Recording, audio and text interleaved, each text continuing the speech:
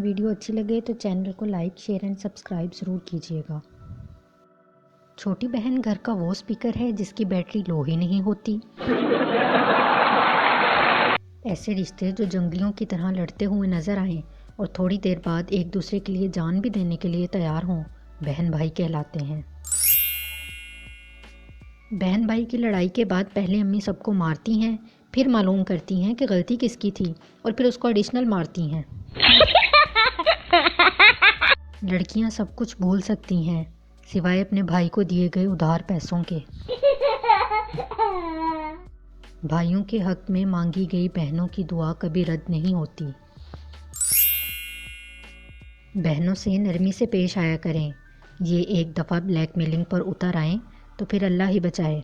कल बहन ने सहेली के घर ड्रॉप करने के लिए कहा, मैंने बहाना बनाकर इनकार कर दिया। आज अब्बू के सामने ऊंची आवाज़ में बोली, भाई चूल्हा जलाना है, माचिस नहीं मिल रही, अपना लाइटर तो देना ज़रा।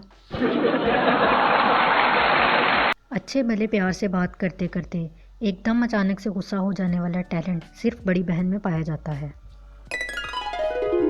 कभी माँ बाप याद आएं तो बहन भाई मिलकर बैठा करो। किसी के चेहरे पर माँ मुस्कुराती नज़र आएगी तो किसी के लहजे में बाप। जब जब अम्मी मुझे ससुराल का ताना देती हैं मैं कंफ्यूज हो जाती हूँ। यहाँ मुझे शर्माना है या शर्मिंदा होना है।